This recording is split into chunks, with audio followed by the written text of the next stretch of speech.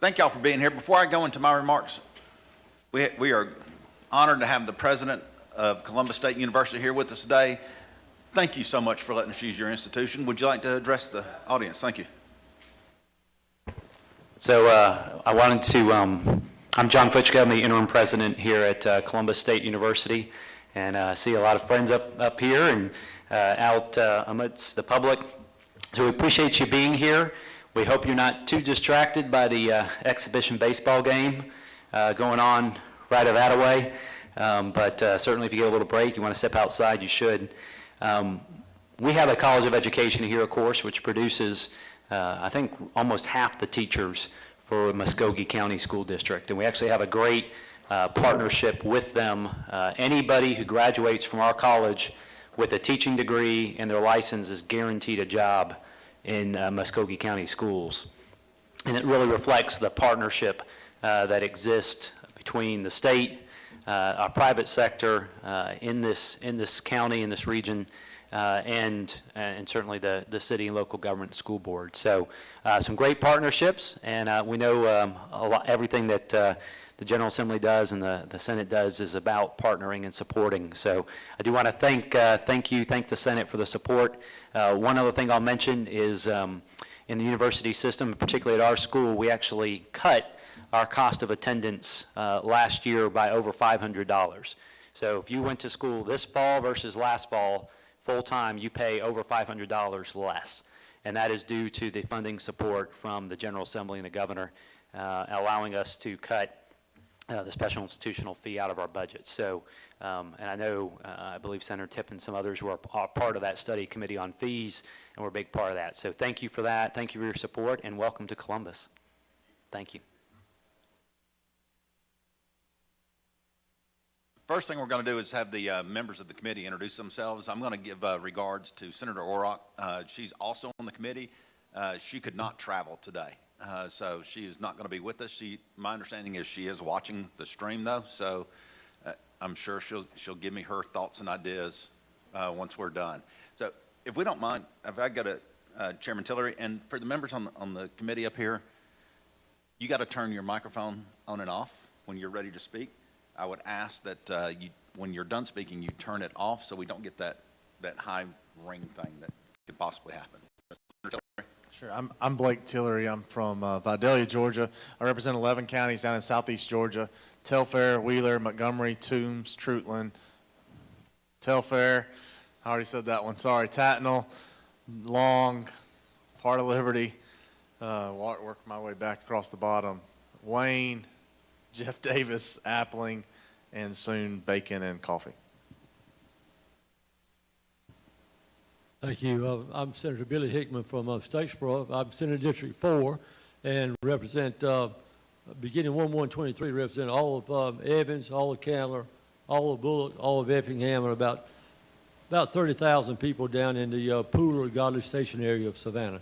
Tickled to death to be here. Thank y'all for being here also. I'm Lindsey Tippins. I represent Senate District 37. It comprises pretty much the northwest quadrant of Cobb County. It's a pleasure to be here. It's my pleasure to have chaired the Senate Higher Education Committee for the last 4 years. And I'm in my last term. Best I can tell, I've got about 2 months and 20 days left. But I don't know that anybody's counting. But anyway. It's a pleasure to be here, and I appreciate the great job that the university system is doing throughout the state. Good afternoon. I'm Senator Chuck Payne. I represent Senate District 54, which is northwest Georgia and Dalton area. I've got Whitfield County, Murray County, and Gordon County in the new district going forward, and just a pleasure to be here. I think I get the award for traveling the farthest, and perhaps be pretty close. But also, and I chair the Education Committee, this K-12 education in the Senate, and it's an honor to be here and just be part of this process. Thank you. And like I said before, I'm Mike Dugan. I'm the senator for the 30th District. I represent Carroll, Douglas, Paulding, and Haralson counties, so right up the west of Atlanta off of I-20. You know, Senator Tippins was talking about counting down the days. It's important for us that he be on this study committee because of his long background in education and all education matters. He's talking about higher ed a little while ago, but he chaired another little committee before that that has an impact on this, and then he was on the school board before that. So at some point, they let him graduate from that area and send him to the Senate to help us with all things educational, and we're very appreciative, as are the other members of this committee. They were picked because they are such strong advocates of education across the state. And you can tell if they're coming from Vidalia, from Dalton, from Statesboro, and the little short, quick jaunt from Cobb. It's important for them to be here. Now, I like coming here because during my time, I lived in Columbus 3 different times.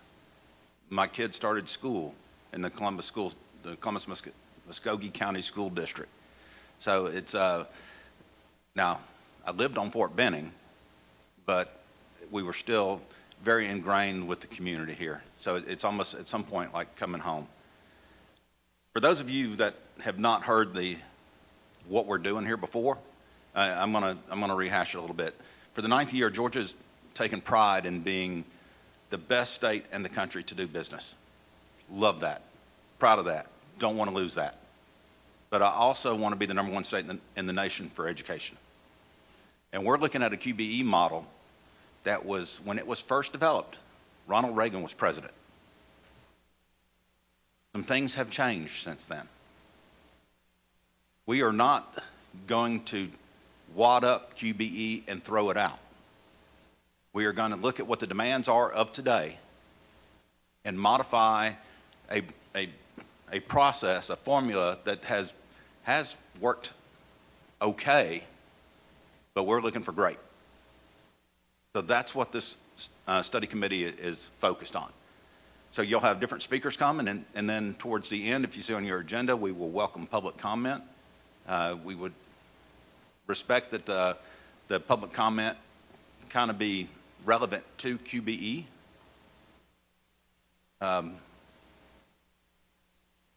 We'll listen to all of them, but we prefer it be relevant to QBE. So you ready? All right, let's have our first speaker come up, and we have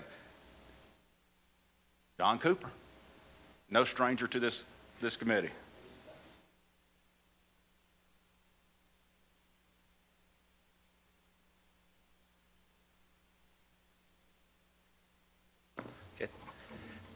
It's been a pleasure working with this committee, and thank you again for the opportunity to present to you today. So today we'll talk about equalization. The equalization grant was introduced as part of the QBE Act in 1985. It was actually funded in 1987. The intended purpose of this is to reduce the funding gap between low and high property wealth districts. So the purpose and code. The equalization formula assesses a per mil per FTE revenue raising capacity for each school district. This allows the state to assess a jurisdiction's ability to raise local revenue on a per student basis. To qualify, a system must fall below the statewide average per wealth FTE.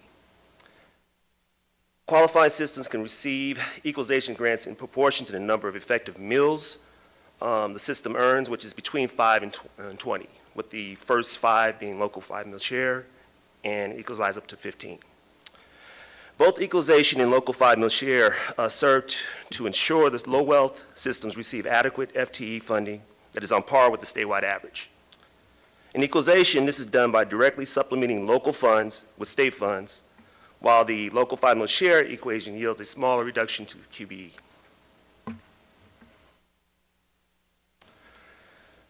Some common misconceptions we've heard over last couple of months. The grant addresses system wealth, not student wealth. Student wealth is mostly accounted for and compensated in federal grants such as Title I and the Free and Reduced Lunch Program. Just like QB, most of the issues come from data reporting. Those errors are like sometimes the lack of reporting or errors in the reporting. Many errors are usually caught after we calculate the earnings. This is when districts kind of call us and say, what's the difference between, why did we fall so far? Or how much more are we getting this year compared to last year? and then we compare the numbers and some of the problems we have with this errors in reporting. We receive the data to calculate equalization from the Department of Revenue, Department of Audits, and we get the census data from the Governor's Office of Planning and Budget. This is unlike QB, where we receive all the data from the districts, directly from the districts. So some components of the calculation. There are 5 components, main components of the grant. Local tax digests utilized are by calendar year and are the ones most recently approved by the Department of Revenue and Department of Audits. So for 2024 coming up, we'll be using the 2021 digest.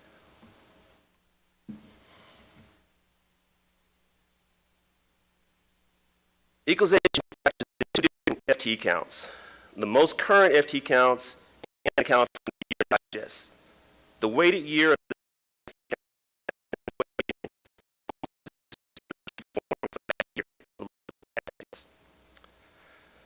while the current count allows for equalization to distribute funding based on the most recent FTE counts.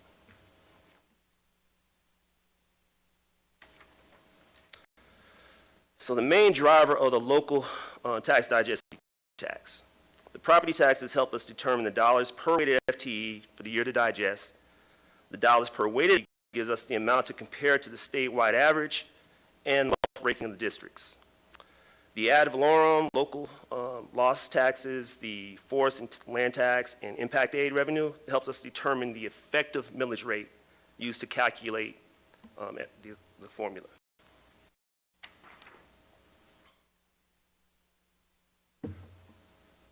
So as I mentioned earlier, the Georgia Department of Education, Governor's Office of Planning and Budget, House Budget Office, and the Senate Budget Office and Evaluation Office does not play any key role in collection or reporting of the digest unless we see errors in those reports.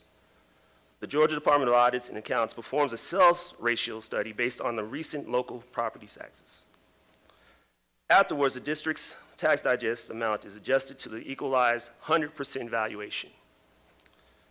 The preliminary digests are usually posted in the summer, around July or August, and this gives the districts the opportunity to appeal the numbers, so the final digest numbers we get in the fall are used for the calculation.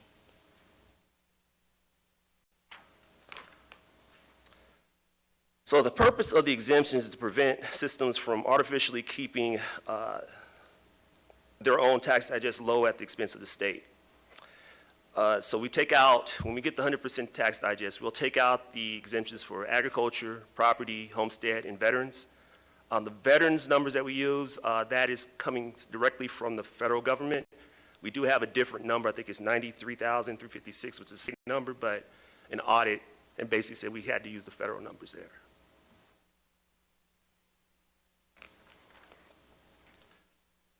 So millage rates. To recap, we collect the reports in November. However, we receive the preliminary numbers in July and August. The preliminary numbers allow districts to review and sign off or contest. There are 2 types of millage rates used in the equalization formula. The millage rates we use for the equalization formula is the effective millage rate, which is determined by dividing the tax revenue, which is the ad valorem, lost, TVA payments, et cetera, and dividing into the 40% tax digest, which is the property tax minus the exemptions. The second type of millage rates we use is the actual millage rates. Now, there was a concern or a question about that before, but the actual millage rates is used only if there's a change, a major change between the years. So if there's a large percentage change between the past 2 years, we'll add that percentage to the effective millage rate. But we'll also cap it at 15. So when these numbers are posted, we actually look here, the districts actually look at this and they contest it if it's incorrect. We'll get the numbers and we'll update them as possible. But they're located on the website.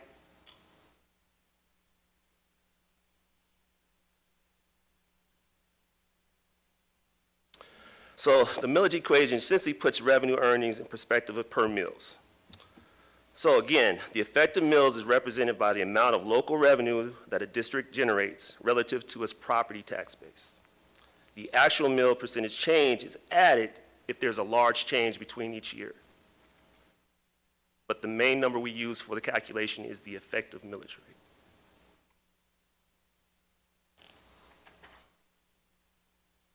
So this is on the millage rate changes over the years. I'll start a little earlier. I'll start the first 13 years of the grant. We used the 90th percentile, and mills were capped between 3 and 3.25, which meant that more districts received the grant, but there were smaller amounts. Next 12 years after that, I guess from 2001 to 2012, or the grant changed to the 75th percentile. And this decreased the mill cap to 15. This decreased the number of qualifying districts, but it increased the amounts. So now what we're looking at here, we have, per code, the formula has required at least 14 mills to be eligible for the grant. And we're actually taking off the top 5% and the bottom 5% to get the statewide average.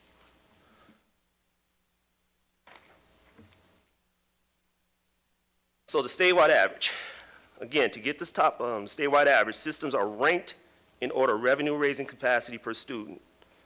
After the districts are ranked, the top and bottom 5% are taken out before the average is determined. So to recap, we take the 100% digest, take out the exemptions, calculate the new total at 40%, and divide in the FTEs from the year of the digest. And we get the district's dollar per FTE. We rank those districts dollars per FTE from the wealthiest to the poorest. Each district that is under the statewide average, which takes out the top 9 and bottom 9, will get equalized to the statewide average.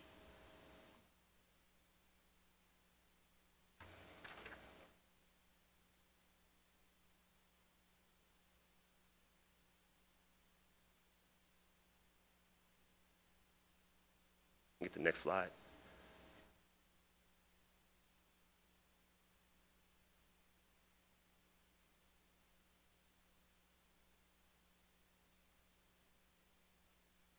There we go. Oh, here we go. Okay. And I think that's kind of small, but right here you can actually see what the statewide average is by year from the past 10 years and the total dollar amount. So you can see the statewide average going up, except for the FY23. And what you'll see there is that it had dropped, and that's mainly because we're using the 2020 tax digest. So we're looking at probably increases over the next couple of years. So as the statewide average grows, the districts with low wealth or less funds per FTE require more funds to equalize them to the statewide average.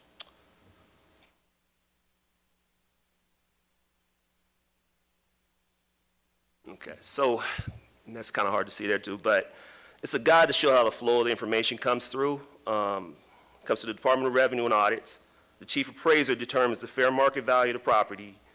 The Board of Tax Assessors classify exempt properties and compute the assessed value. The tax commissioner complies with the tax digest and sends to the Department of Revenue. The department will then send the digest to audits to conduct the sales ratio survey. And again, we usually get an early look at that in the summer, and then districts will sign off on them. So we'll have the right, accurate numbers in the fall.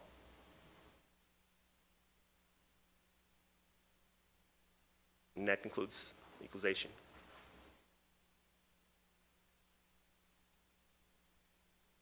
Questions?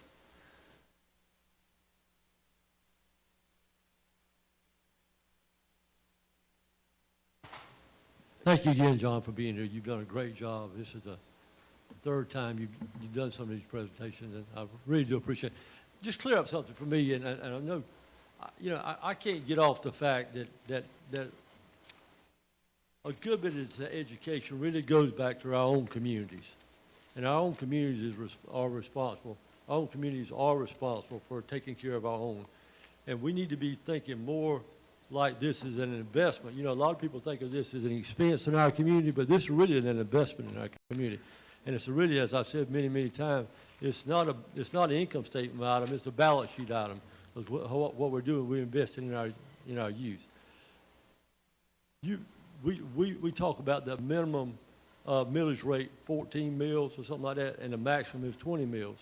Okay, if we want to recruit the best and brightest teachers for our communities, there's nothing wrong with our individual Board of Educations increasing their own millage rate from 14 mills to 16 mills in order to use that money to recruit teachers, in order to use that money to pay for supplies for classroom, in order to use that money to pay for tutors for kids, use that money to pay for mentors for teachers. The fact is, they just don't do it. But there's nothing wrong. It's in the law that they could do that if they wanted to. Right. Thank you, John. Any other question? Okay, Senator Tippins and then Senator Tillery.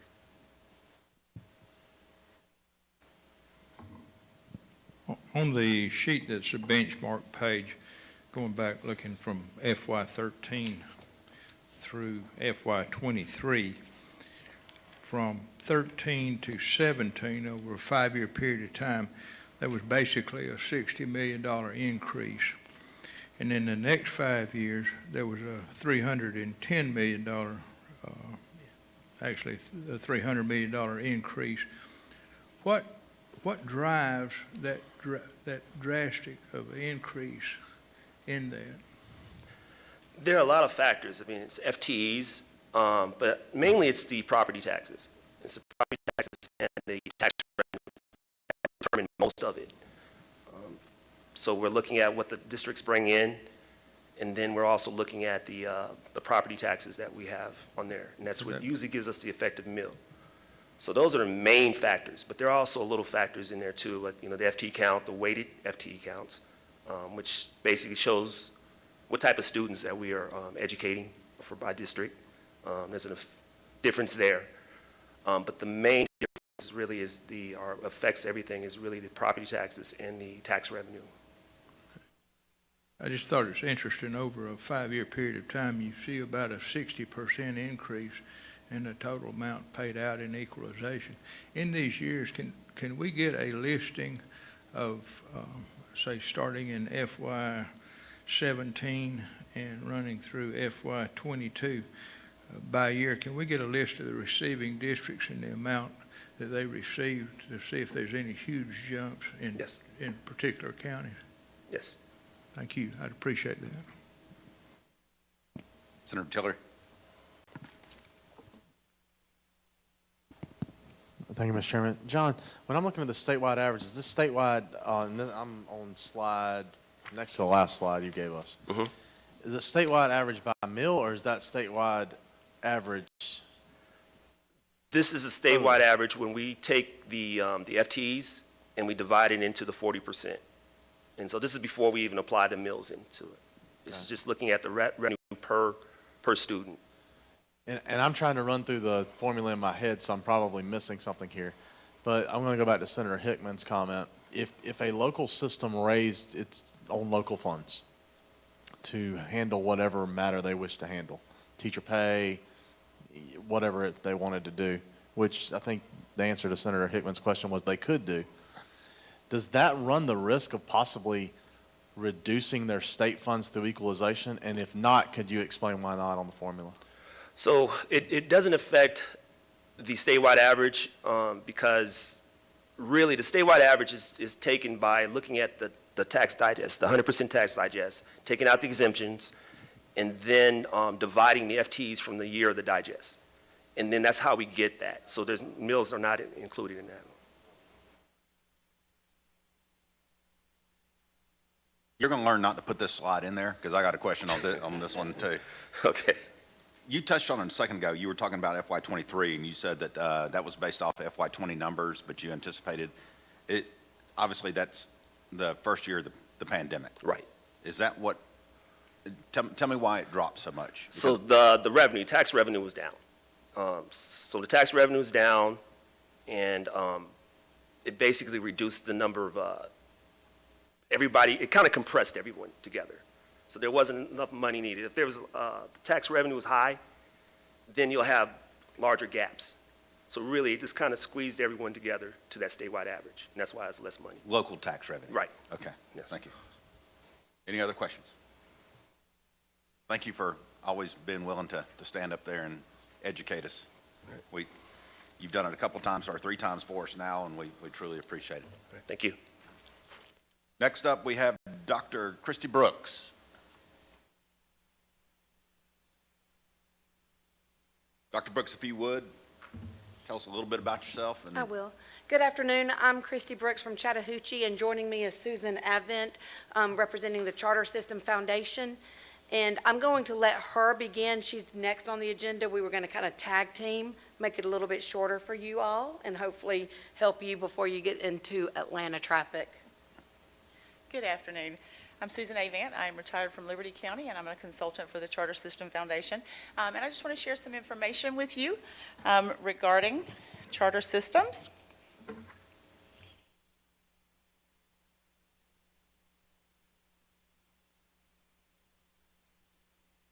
Okay. First of all, what is a charter system? The Charter System Act of 2007 created charter systems, which is a contract agreement between local Board of Education and the State Board of Education. In agreement, the State Board of Education agrees to grant broad flexibility from most state laws and regulations and include additional funding and state funding allotments, of course, subject to appropriation by legislature. And in return, the local Board of Education agrees to implement local school governance teams and provide annual training for those school governance teams, and to use flexibility to implement innovations, of course, with the sole purpose of increasing student achievement. And just as a reminder for those, especially in the audience who may not be aware, a local charter system is a local public school system. We are county school systems, we are public school systems. We just have that broad flexibility under our agreement with the State Department for the increased accountability measures. Before you go on, if I remember right, and I don't know if you're still set this way or not, you had charters and magnets in the district. Do you still have both? There's a difference, though, in the charter system versus charter schools. Okay, And so we're here on behalf of the charter systems. Gotcha. We are a Okay. completely local public school system. So just in Cobb County is Cobb County Public School System, but Marietta City School System is a charter. So they are a public school system, but they operate with greater accountability for increased student achievement. okay, And that also with that flexibility piece. okay, thank you. Okay. There are 48 charter systems in the state of Georgia. We have those listed here for you. The ones with the star all have a college and career academy. So you can see there that there are 48 charter systems within the state of Georgia that have that agreement with the state, with Georgia Department of Education, to have that flexibility in return having that increased accountability. And many of your constituents, they attend charter systems. I see Vidalia is on there, Evans is on there, Marietta City is on there, of course Chattahoochee is on there, Ben Hill is on there. So when you think about some of the areas of the state, many of your systems are on here. Again, and I just want to emphasize, it's a public school system that has flexibility to increase student achievement through innovation. Okay, so what makes a charter system unique? Well, first and foremost is the local school governance teams. Those local school governance teams bring together community, staff, parents, and leadership to ensure multiple perspectives. It provides opportunities for collaboration, and it provides for a shared decision-making. Of course, believing that who better to make decisions for our local school systems and our children in our local districts than our communities and our staff and our families. Also, there's the broad flexibility piece that we have hit on, and that provides flexibility from most Title 20 rules and then also most State Board of Education rules.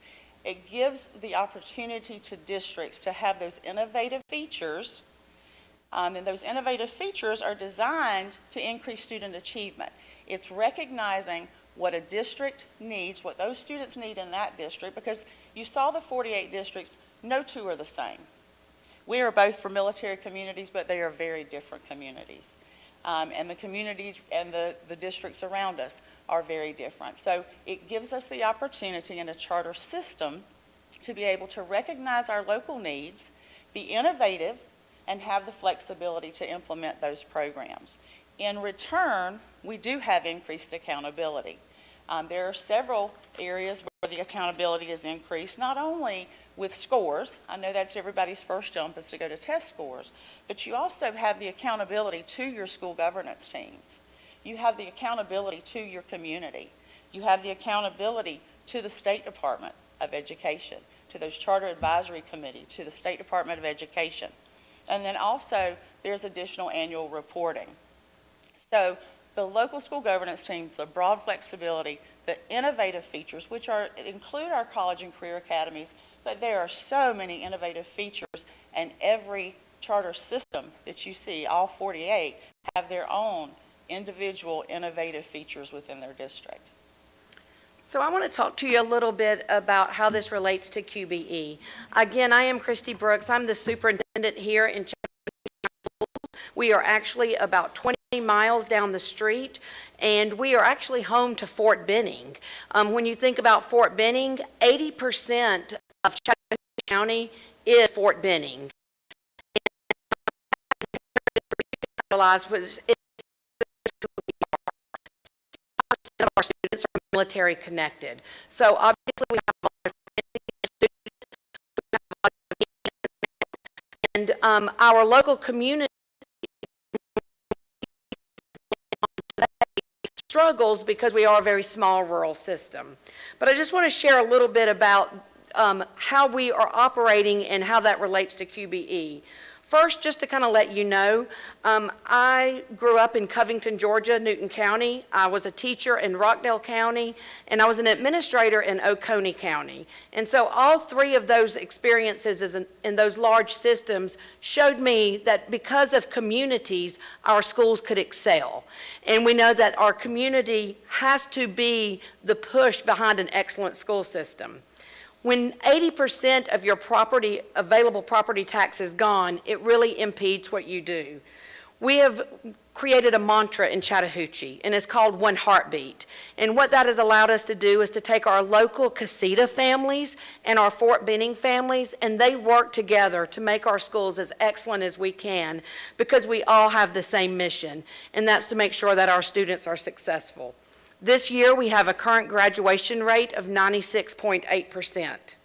Nearly 90% of our graduates last year were either enrolling in college, enlisting in the military, or employed in meaningful employment opportunities.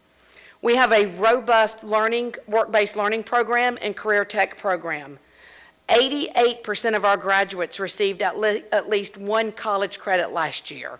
75% of our 8th graders actually received a high school credit in a core high school academic class. We are the only system in Georgia across all levels, elementary, middle, and high, to receive the Distinguished Military Flagship designation. We've also been awarded this year at the high school the Governor's Emergency Education Relief Grant for healthcare, so that our healthcare students can receive their CNA license and already start working on their degrees for nursing, where we can close that gap for economic development and to make sure our kids have a prosperous career. I share those fantastic accolades with you for one reason, just so you can know who we are. That's Chattahoochee County. But I also want you to know our elementary school is 90% students in poverty. Our middle school is 80% students in poverty, and our high school has 50% of students in poverty. Again, as I'd mentioned, 80% of our land is not taxable because of the base. We don't use any of that as an excuse, because in Chattahoochee, at least for the past 4 years, no excuse is an option. We do not have excuses for anything. We work hard, and our families come together to work hard. One meal in Chattahoochee County is worth $56,000. I just want to let you process those numbers. Our millage rate is 17.6%. So if you imagine one meal is $56,000, again, 80% of our land is not taxable. We could go up to 25 meals if it was allowed. It doesn't make an impact in Chattahoochee, unfortunately, because we don't have the land. I share those challenges with you, again, not as excuses, but for you to be aware that because of our community, we're doing great things for children. Children are achieving at high levels. I also stand here to represent not only Chattahoochee, but the rest of small rural Georgia systems. Without the equalization grant, we would not be able to operate. We are appreciative of what the state has done. We're appreciative of the focus and the understanding that there is a need in rural Georgia. And we know that QBE is consistent and it allows us to operate in a manner in which we understand. We do know that it needs to be modernized, and we'll talk a little bit about that today. But I ask that through that modernization that you look at, that we need flexibility. The continued flexibility is how our system is able to excel. One area that we've seen a great detriment in was the loss of flexibility for EIP, Early Intervention Program. And if you are aware, when EIP flexibility changed, that impacted how students were being funded. And we know that EIP targeted our most struggling students, many who were impoverished and who needed those extra supports. So I ask that you consider an already weighted funding area in QBE using EIP as a way to allow us not only to meet the needs of struggling, impoverished students, but as a way to keep flexibility for our instructional ways. The Charter System Foundation does a great job. We have monthly professional learning opportunities, and we do those virtually. We talk about best practices. We share ideas so that specifically in EIP, we can look at the best practices for small group instruction and how to meet our students' needs. And again, I remind you that EIP is already a categorical area in QBE. And so that flexibility, being able to do it based on how your students' needs are, really maximizes what we can do. But I want to leave you with three things, especially for rural school systems across Georgia, and specifically those close to my heart in the Chat-Flint-Risa area, as you think about QBE. First, our transportation costs. We know that our transportation costs in today's society are not reflective as to what QBE is funding. And I want to tell you specifically, in FY20, Chattahoochee County spent nearly $398,600 in transportation. Last year alone, we spent $784,800. We received $111,349 in QBE for transportation. To effectively and safely operate a transportation system, please consider modernizing that weight and the formula and the amount that's given to systems.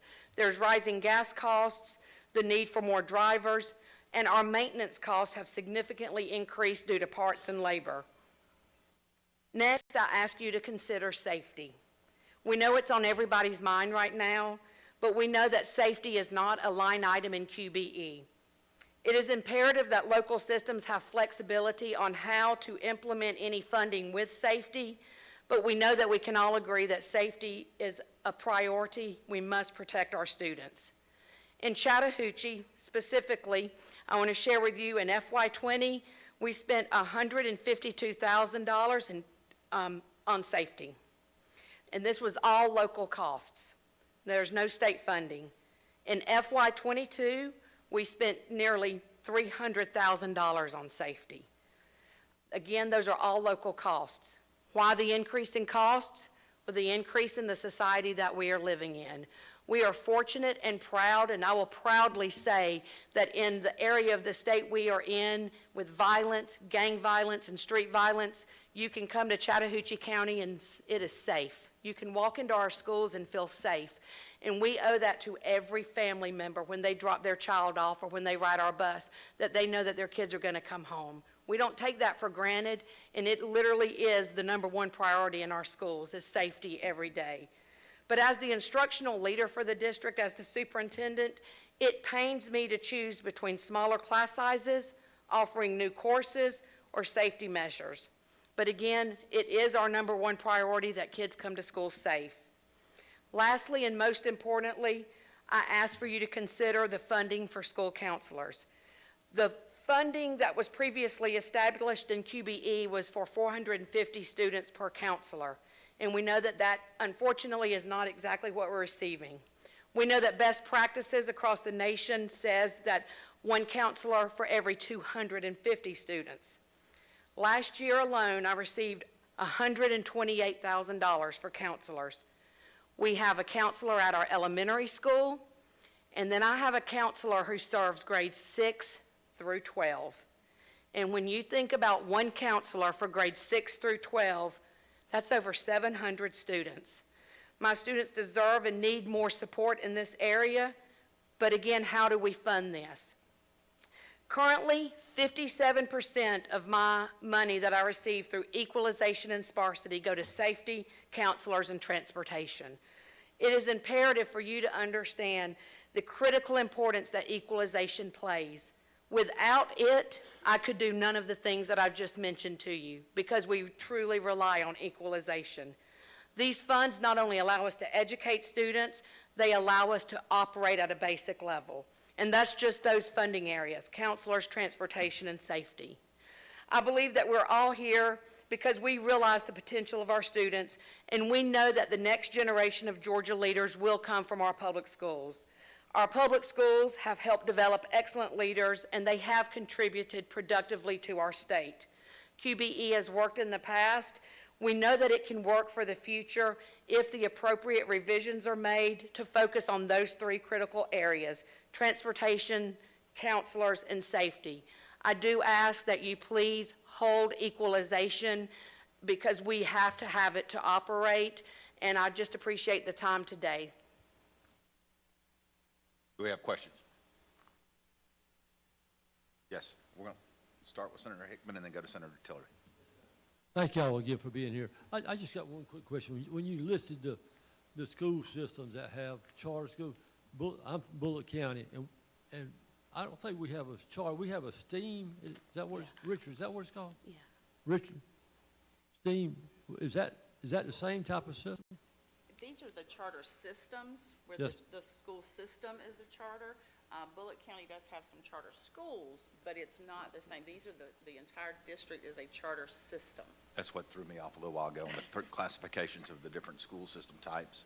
They chose to go charter. Whether you could be strategic waiver, status quo, or charter. We asked for more accountability for greater flexibility. So again, we are just a public school system, but we have more accountability for greater flexibility. Okay. Thank you, ma'am.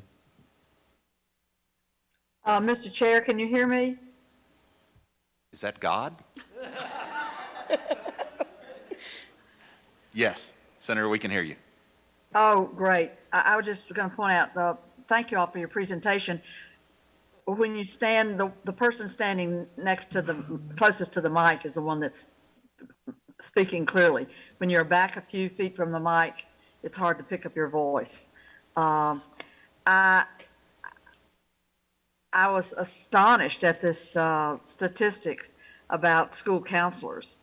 Your 6th through 12th graders, you said, one counselor for 700 students? Yes, ma'am.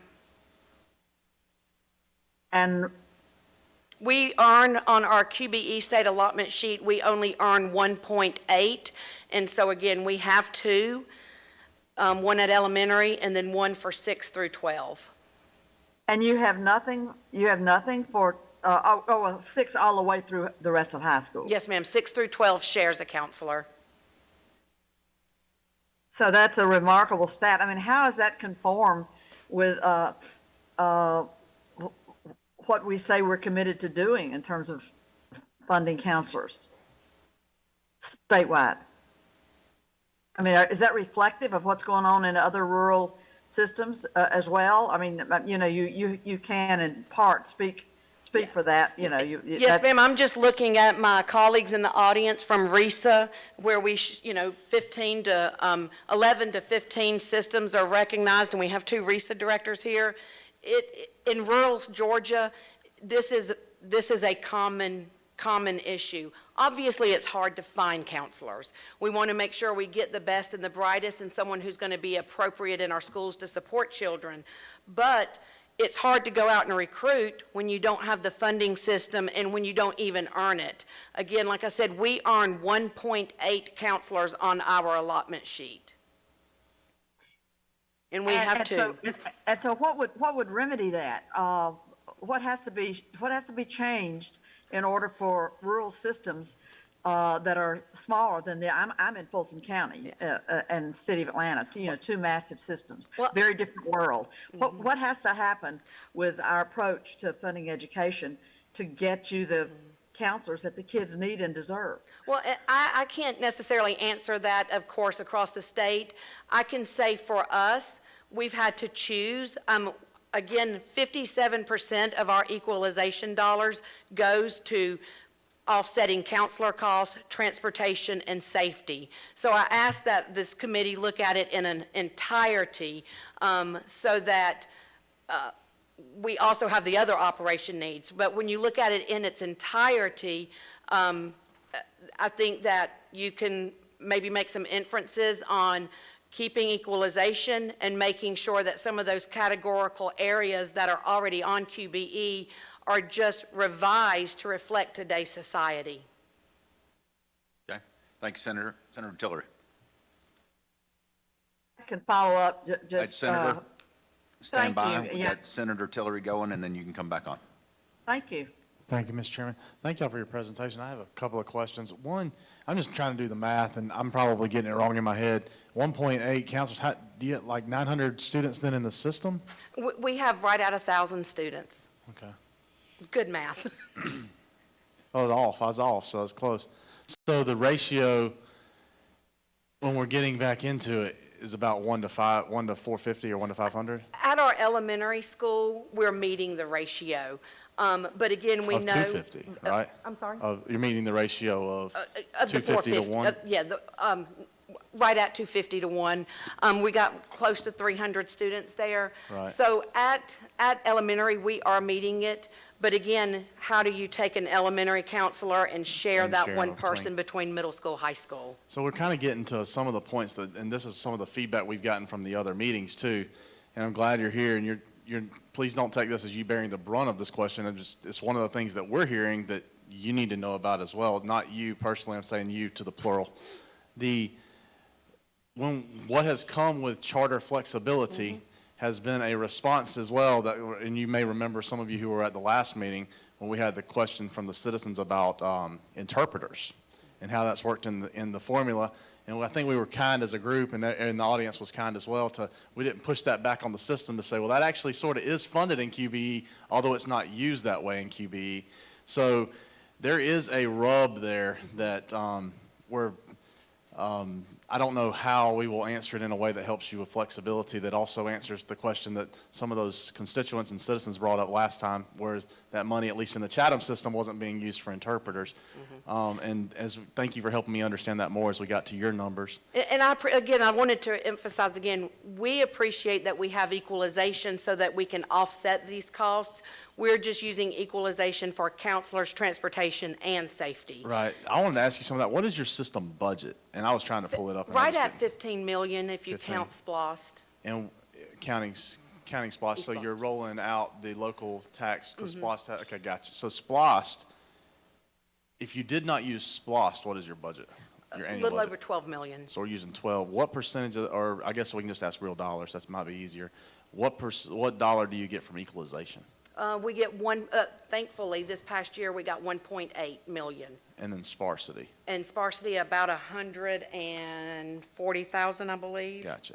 That helps me just understand the numbers a little bit better. And I do have a chart if you all want it. Again, just to emphasize, without equalization, we are not able to operate. Right. It is absolutely critical to our day-to-day operation. It's about 12% of your whole budget. Yeah. We get more in equalization, obviously, than in our property taxes. 80% of that land is not available. And again, if we went up and up on the millage rate, when you're only bringing in $56,000, for a mill, it's not relevant. And so the balance then, if I'm pulling out 1.8, and just for simple numbers, using 1.8 as the local tax number, I don't think that would equal right, but just use that for simple numbers. So I'm pulling out roughly 3.5 from the 12.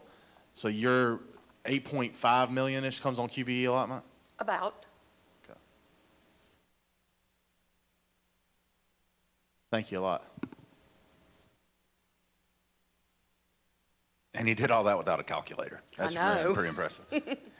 So one of the things, we keep talking about counselors. When we started this process, one of the things that kind of surprised me a little bit is what I thought a counselor did and what QBE says counselors are supposed to be doing are not the same thing.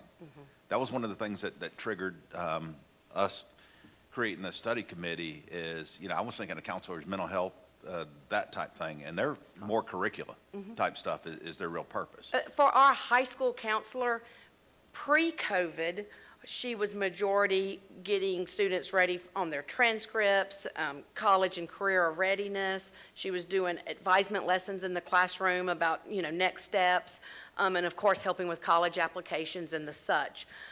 Post-COVID, she has been inundated with mental health needs and small group counseling. We are very fortunate that we have been able to collaborate with a business partner. So we have a clinic in our school, and within that clinic, they also have a psychiatrist on staff. It is through telehealth, but if there is a crisis moment, our students can go connect with them and have psychiatric crisis support immediately. So we are looking at the workarounds to make sure that the students' mental health needs are supported. Because again, we know that her role is also twofold. It is that instructional piece as well as the mental health piece. Well, it's fortunate that you have that outside capacity or capability to do it. But within the QBE formula, there is a psychologist line in there. Y'all don't have a psychologist on staff. For psychologists, I think we earn .3 for a psychologist. So that funding, we roll it into our RESA dues, and our RESA has been very supportive of the 15 systems, and they employ psychologists, and so we have access to them multiple times a week. Okay, all right. So you are getting a benefit by pooling resources. Okay, thank you. I don't know off the top of my head. I'm sorry.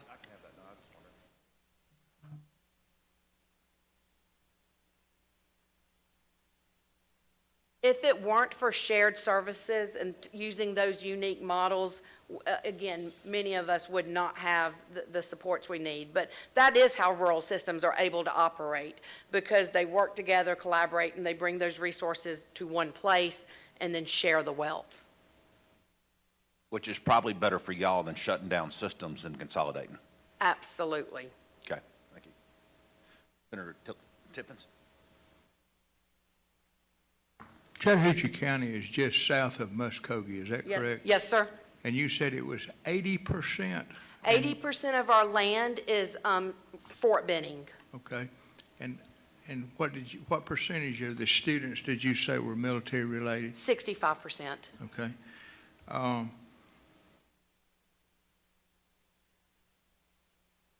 I know at one time there was a federal subsidy through the Department of Defense for military students. Yes, sir. Does that go to the base, or does that go to the individual systems? It goes to us. It's called Impact Aid. We are beyond appreciative of Impact Aid. The concern with Impact Aid is we always put it as part of our budget, but we never have a guaranteed amount. Even the percentage of how much you receive per child differs upon administration and differs upon the federal budget. So we may get $750,000 one year. We may get $2 million one year. So we have to conservatively plan, and we also have to, and again, no excuses, it's absolutely just part of our job. We have to get those forms for every single child. So we have to work very closely with the base. We're fortunate that we have nearly 100% return rate on those Impact Aid forms, but there are systems that do not have that. But we literally go out and we work with the military police and go door to door, and we make sure that we get those, because it's how we fund our school. On the average of the last 5 years, what would you say that the military aid has been total? About 1.2 million. Is that part of the 15 million Yes, sir. operating budget? Yes, sir. Okay, thank you. I have another question for you. I think probably everybody in this room understands the difference, but when you were talking about charter systems, I know there was an outcry from regular public schools, said, well, they're getting flexibility that we don't have, and so because of that, the strategic waiver schools legislation came about. Can you basically, for the edification of those listening, explain the strategic waiver system, what they do and the difference in them? And also, I'd ask another question back to Chattahoochee. What is your average student stipend that you receive for being a charter district? Sure. A strategic waiver system does have flexibility. The difference is the charter system has broad flexibility for the majority of Title 20, and then those state board rules also. So there's flexibility with strategic waiver and with charter systems. It's just that the charter system has that broad flexibility and the opportunity to use that flexibility as needed. It's an open contract with the state so that the flexibility is available every time you need it. Each time you need it, you don't have to report it every single time that you're going to use flexibility. But because you have that contract up front that says, okay, we'll have higher accountability, but we need broader flexibility. So there's flexibility with strategic waiver and with charter system. There just is a little more flexibility as the charter system. Okay. And for Chattahoochee, we have been a charter system for 2 years. We made that transition 2 years ago, and we have received around $100,000 with our supplement for that, and that has been completely geared to taking our college and career academy that's obviously focused on high school and making sure that we have those focus areas K-12. So we're using that for our STEM classes at the elementary school, and we're using it to enhance our electives that we're offering at middle school so that students can become ready as soon as they get to 10th grade to participate in the College Career Academy. Okay, and you say that's $100,000 a year roughly? Yes, sir. I think this past year it was exactly like 104, and the year before that it may have been like 99. Okay. And if I may add also, not only do you have the agreement for the higher accountability in a charter system, but you also have an agreement for those innovative features. And so I think that's the difference there too, is that you have that contract that says we're going to do these innovative features, we're going to have higher accountability, but in order to do those things, we need additional flexibility. And I do believe, to take a moment of privilege, if you look at our data from 5 years ago and you compare it to now, we have actually used the flexibility and innovation of being a charter system to also have a paradigm shift. There's no more saying no in our system or we can't do that. We don't allow excuses. We don't allow we can't. And it's very nice to be able to go back to our charter contract and say, see, we're exempt from this, and so therefore we can, and so we're going to do it differently. So again, we're appreciative of the flexibility. We're appreciative of the support of the charter system so that we have that opportunity to help those paradigm shifts and to help move us forward. Okay, and my last question is, going back to the counselor issue, do y'all have any social workers that are funded by the state? We have one social worker, and we do receive, I think it's 0.7 or 0.8% for that.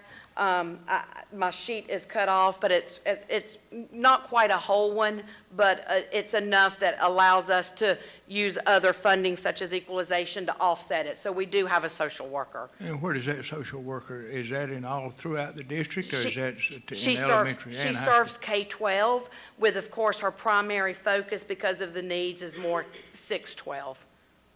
Okay, thank you. Any other questions? Yeah, whenever you want to I'm ready to come back recognize to you, me. Senator. Go ahead. All right, if I'm recognized, I thank you. I really, really, really appreciate the perspective that you all are bringing. It's information that we will benefit from. I don't quite understand how there's more additional accountability for a system charter school. You are exempt, are you not, from all of the, you can waiver any of the Title 20 public education laws that Georgia has? Is that right? The majority of Title 20 we can waive, and then our greater accountability comes in to our 5-year review to the state board to say that we're going to meet these certain metrics, and if we don't meet these certain metrics, there are consequences that are in place, along with that accountability that is very public to our community and to our governance team, which are parents and business leaders. So how does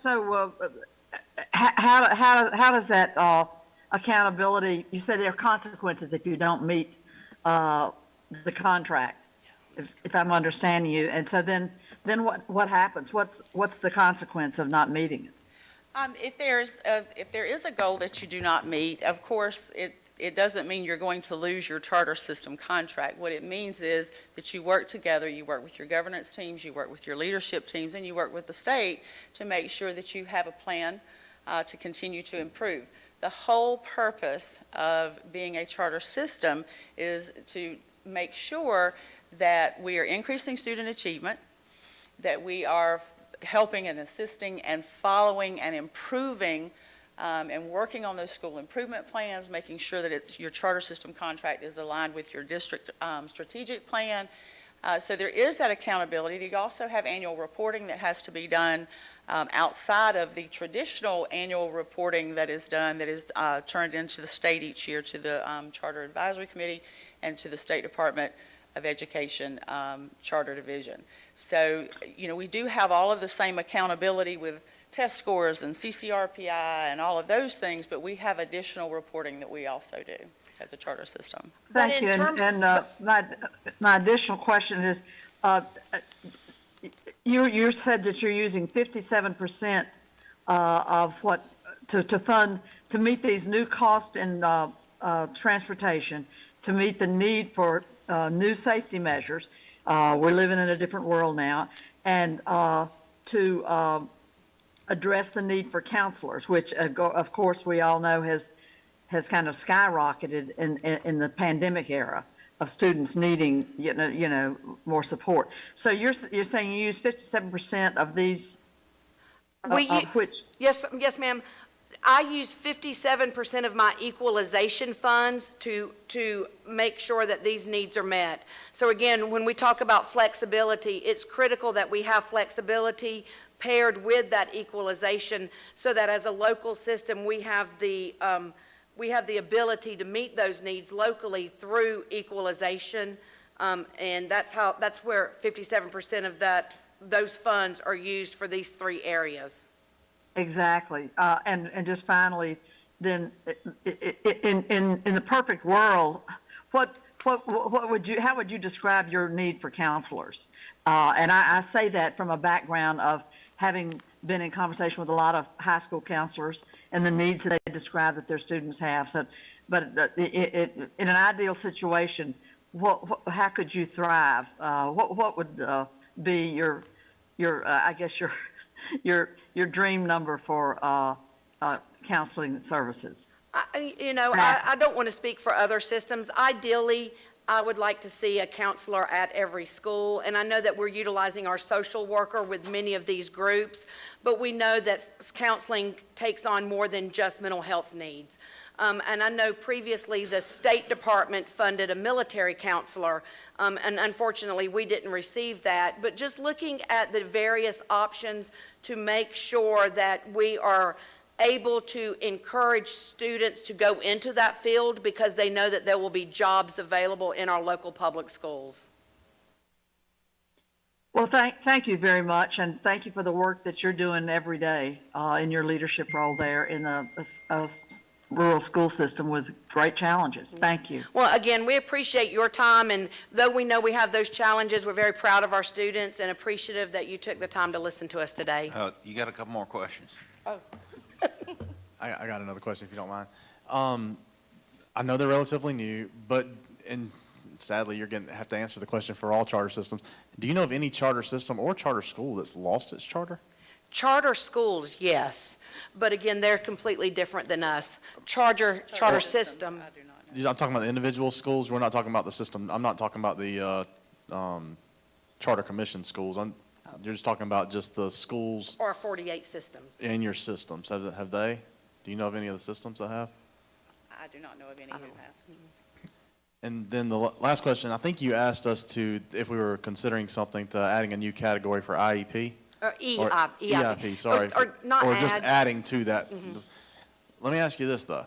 If it's a charter system, we really could add that money anywhere because your flexibility would allow you to use it there still. Am I not correct?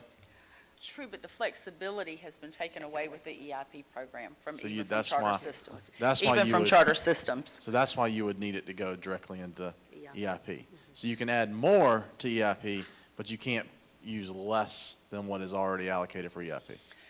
Well, that- and am I part right of on the- that? I just part wanna of the make sure I understand concern, too, is that all of the flexibility was taken from EIP. And so it wasn't just about funding there, but it was all of the flexibility that we used to have through EIP, as far as the models we were using, the class sizes we were using, all of that was taken. how as we, part of how we that. were able to group our students, how many students were in a class, even which content area. So it became very focused now in terms of on the QBE level and even the rules that it could only be the 2 main content areas. Correct. And that the reduced class size model, the pull-out model, and the innovative model, all 3 of those lost the flexibility for how you could basically serve kids as you needed, even the eligibility. Previously, you're working on a standard, and if a student wasn't getting it, or if the formative assessment showed that a student wasn't making progress, hey, for these 2 weeks, we're going to work on these standards with these students and be able to have that flexibility. Whereas now, according to the rules, if you implement it on black and white, which we're supposed to be doing, says that they have to be EIP and in that EIP model with an EIP coded teacher. And thank you for that. It really does help me understand it on the additional things. And back to the dollars, and maybe that's just because where I guess my committee usually ends up focusing. If we did put the extra money instead in transportation, even with the new rules on EIPs, you still could overfund the EIPs with the transportation dollars, though, correct? Because of your charter, because of the flexibility granted to you as a charter, or am I wrong? Or you can utilize your, I call it the supplement you get for charter. And so those are the things that we're working on, is to utilize that flexibility to the greatest extent possible. And, sorry, Mr. Chairman, that brings me I wrote this down. You said $100,000, and you told me you had roughly 1,000 students. Your charter supplement's only about $100 per student? That's the same across the state for everyone. That's all it's hitting right now? Okay. And I think that's the legislative amount that was provided. And we're appreciative of that. It really has allowed us to do those innovative supports that we're doing for children. Which is why we're having these hearings, so we get smarter. Now, one that you probably know, but I'm going to throw it out there just in case it has escaped you. The DODEA used to have an office on Benning that has part of the responsibility to tell the local school systems that their kids that are assigned to parents at Fort Benning are in your school system. Are they not doing that? Can you say the question again? Like that's their responsibility to, Help to coordinate with the surrounding school, because you got like EA White and those that are on Benning itself. And then you have the ones off post. yes, so we do have, there's a military liaison assigned to us, and that is one of their goals is to make sure that students are going to the appropriate school. So in terms of getting students from the base, we have no issues with that at all. But you have a good head count of how many of them are military dependents that are in your system. Oh, yes, sir, 65%. We've got that. Getting our impact aid form from them, again, we just do the hard work every day and make sure that we get it done. And we know who they are. but they don't always return it. But again, we're fortunate that we utilize our school police, we utilize our social worker, we utilize myself, principals, so we get those impact aid forms. I can't speak for others, but for us, we are averaging nearly 100%. That's not been the case in the past. That's the part that I was missing on there. Okay, thank you. Any other questions? We have no other questions? So seeing no questions. Senator Tippins. You say you've been in the charter system 2 years? Yes, sir. I've not been intimately involved in that in the last 2 years, but I know at one time they were paying, I mean, they had a allocation for a system to convert to charter. Did y'all receive that? No, sir. Once we made the conversion to charter, we got the additional allotment of about the $100,000, and that's annual on our allotment sheet. Okay. I was thinking at one time they had basically a one-time. Like a startup fee? Yeah, No, we right. didn't Okay. get it. Thank you. It's a great idea. Thank you. We kept you. Thank y'all. I am going to just share these graphs just in case you want to nerd out with us. And again, to summarize, thank you for equalization and what you're doing. See the little short guy in the back of the room? Okay, Hand them to him. I'll find Okay. him. And unfortunately, that took all Dr. Owen's time. Just kidding. Come on up, buddy. Dr. Owens, come up and tell us who you represent. Thank you so much for having me. My name is Dr. Stephen Owens, and I'm a senior education policy analyst at the Georgia Budget and Policy Institute. To give you a sense of what GBPI does, we have a mission to advance lasting solutions that expand economic opportunity and well-being for all Georgians. What that looks like is we are an outside organization, nonprofit, nonpartisan, that studies the state's budget to see who is being lifted up and who might be held back. It reminds me of a saying my pastor used to say when I was a kid, which is if you want to see what somebody worships, look at their checkbook. So that's what we try to do with the state of Georgia, is look at the checkbook. I want to very quickly, because I don't want to take time of the people who've spent their afternoon waiting to give public comments, talk about poverty's effects in our schools and what it looks like to include a poverty weight for Georgia schools, one thing that Georgia is one of only 6 states that does not have. This is a direct connection between the CCRPI score of a school and how many kids they have living in poverty. You can see that if you have a school that has fewer than 10% of the kids living in poverty, you are almost assured an A or a B. This isn't to say that all schools with rich students are great schools and all with poor students are terrible schools, but rather we have a direct connection between how kids do on standardized tests, what that looks like in a grade that the school gets, and the amount of money their parents make. The consequences of ignoring poverty and the way that we fund schools can be felt in every level. I did a report on special education this year and found that there's a direct connection between special ed teacher pay and how many kids you have living in poverty, to the tune of thousands of dollars less per year. So if you're in a school district with more students living in poverty, their special ed teachers are making thousands of dollars less than if you have a quarter or less of your students living in poverty.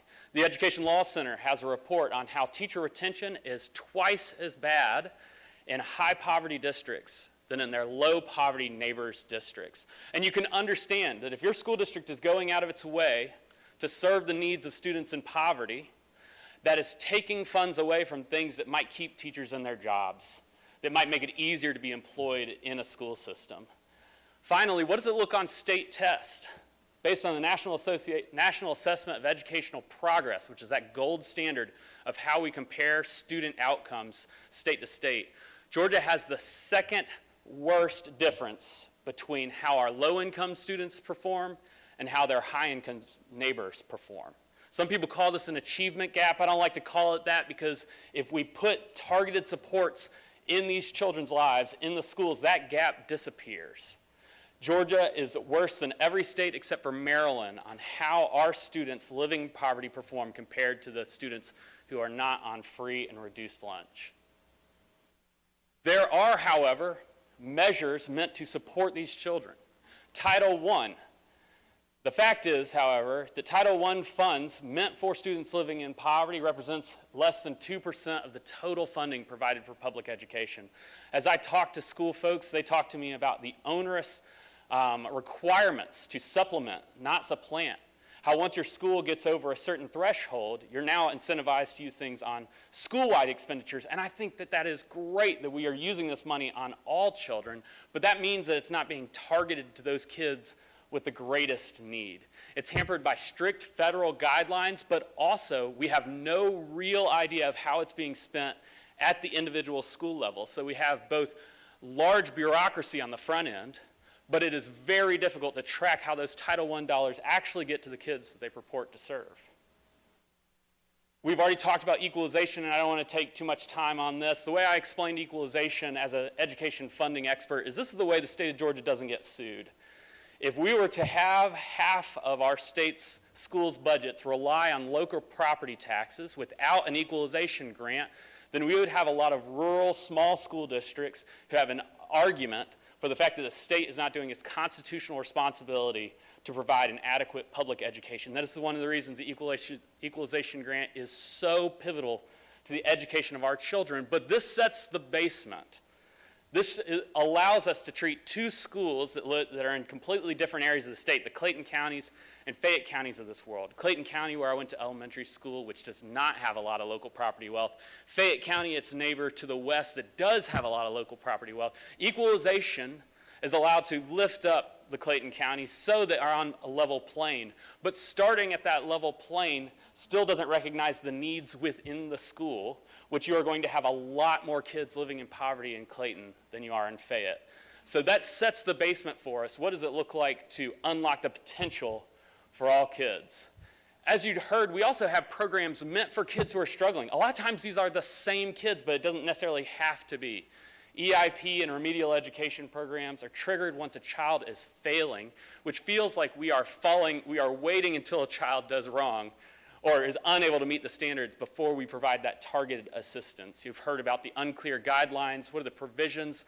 What are the goals? Not to mention the fact that if our goal is just for kids not to fail, then it doesn't feel like we're really recognizing the opportunity available in all children.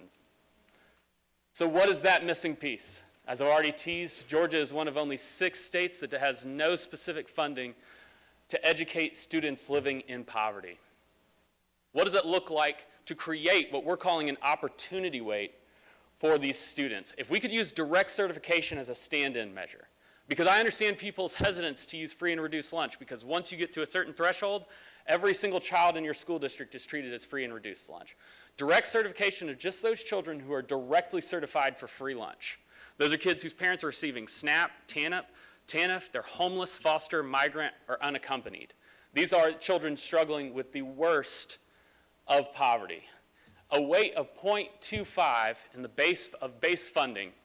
We have about 550,000 students in the state of Georgia who are directly certified for free lunch. That would equal $400 million a year, just a little bit more than I make a year.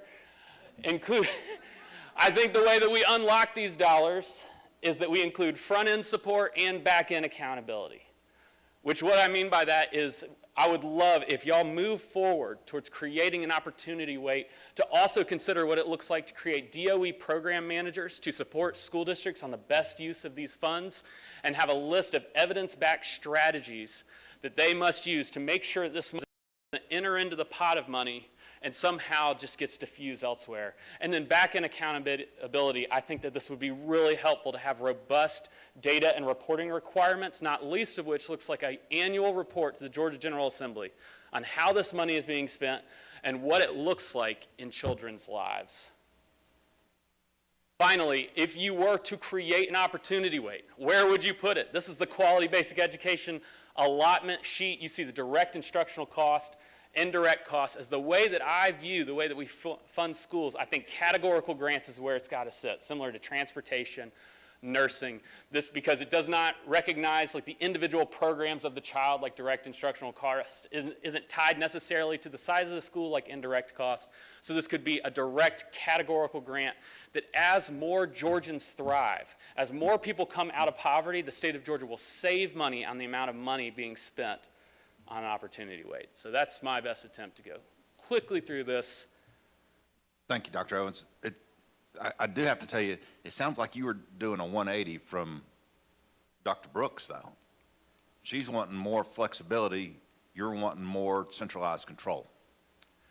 Of the opportunity weight, yes, sir. I think that we need to make sure that we have a strong sense of where this money is going and how it's being spent well on children. Yes, That's sir. where our dilemma comes in. We have two experts on education that are telling us two things that are diametrically opposed to each other. If you're going to fall on one side, I'd always fall onto the side of the school practitioners. I'm not going to be as arrogant to say that I know better than the folks running the schools, and I really do appreciate the work that Dr. Brooks has done in Chattahoochee County. And I agree when it comes to EIP that if we're going to continue to expect schools to use that money well, that I would love for there to be more flexibility in that. But when it comes to money for students living in poverty, I do think that there needs to be a more robust state presence. Yes, Yeah, sir. what I would recommend to you, because I'm not discounting what you're saying, but like you just said, I would defer to them as well, because they're in the trenches every day doing it, is work with them to find out a happy ground. It doesn't have to be common, but a happy ground that y'all can get to where we're meeting the demands, the needs that you're discussing, but it gives them maintaining that flexibility that they need. I love that idea. We'll present in Senator Payne's committee when we present this bill. Okay, great. Thank you. Any other questions? Senator Hickman. Yeah, thank you for bringing this up. A couple observations and a question. I know in our district, 4th Senatorial District, the county that has the lowest poverty rate, has the highest rated school system, and has the highest per capita income, and that's Effingham County. It's got a poverty rate of 7%, got a school system that's rated B, and the per capita income is almost the state average. My home county of Bullock County has got a poverty rate of 24%, is a C-rated school system, and high illiteracy. One thing you did not address in this is how poverty and illiteracy tie together, and they do tie together, because if we look at it, a lot of the school systems that are got high illiteracy are in areas with high poverty. Okay, so we know that with poverty, illiteracy, comes teenage pregnancies, comes drug selling, comes prison systems, all that kind of stuff. It all ties back together.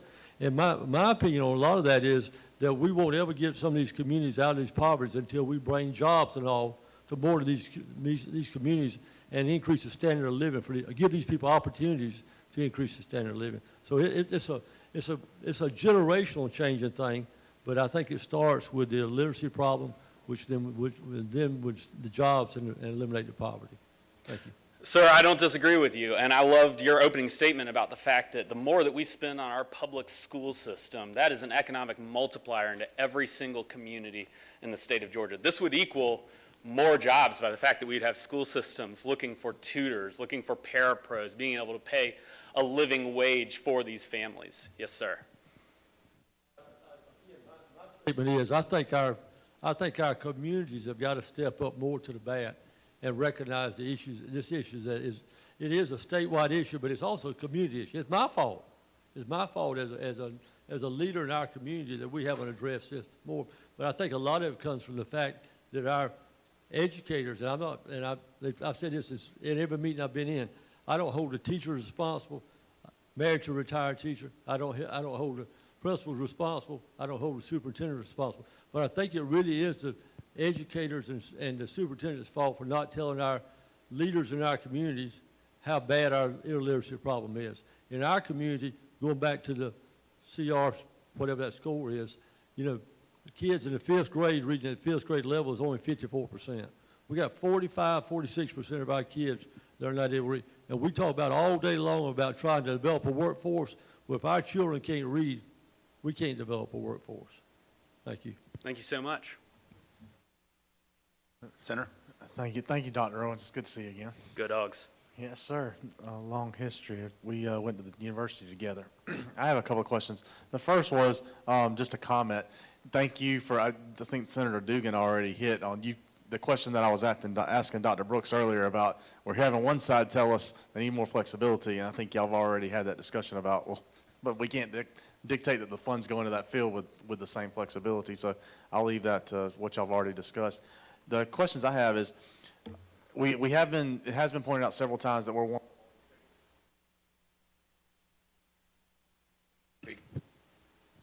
That we're one of only 6 states that doesn't have the poverty rating. Do other states have equalization or sparsity? I know a lot of other states have sparsity. As far as equalization, I can absolutely get the answer to you that after this. There we go. Thank you, thank you, Leader. On Title I funding, do we have any additional restrictions on those expenditures over the federal restrictions? Because you mentioned earlier that it's, I think your quote was strict guidelines for the Title I funding. Is there anything extra we're putting on, any extra burdens we're putting on those funds, not fundings, on the state side? Not that I know of. Another research question for you. I know one of the first things they rolled out during CARES was an additional Title I payment. Do we have any idea where those extra Title I payments were made? Because you mentioned now that you're seeing them system-wide, the pressures to go system-wide rather than school-wide. I just, from an academic standpoint, don't know if you've seen anything that stood out from you on the additional Title I payments that rolled out right at the beginning of the pandemic. You really set the ball on the tee there for me, specifically because there's someone in the audience here who's researching that exact question for the Georgia Partnership for Excellence in Education. And I don't want to scoop her report yet, but to suffice it to say that she's been working with GPEE, the DOE, to find out how is this money being spent and what lessons can be learned. But because the only way I know what's in the report is because a draft was sent to me, I don't feel comfortable scooping her. I want her to raise her hand, though. I look forward to seeing that. Thank you. Thank you. The last question I had is your plot chart from the first slide. Can you get us that with names? Oh, absolutely. I'm very interested in those, like the 60% poverty that's doing, 90% well. I'm interested in some of the yellows and just to correlate some of those statistics. Yeah, absolutely. Yes, Thank sir. Yeah. I was wanting that same thing on there was if we can find a common trend across, there may be more to this than money. There may be lessons learned in the school districts that would traditionally not be performing as well. And the inverse is true too. If you've got ones that look like they'd be financially able to provide the highest level of education that are doing less well, you can get the things with names on it. That's bottom line. Absolutely. The only warning I would give is that I remember when the Tampa Bay Rays made it to the World Series and folks were just like, this shows you don't have to have high-paid players.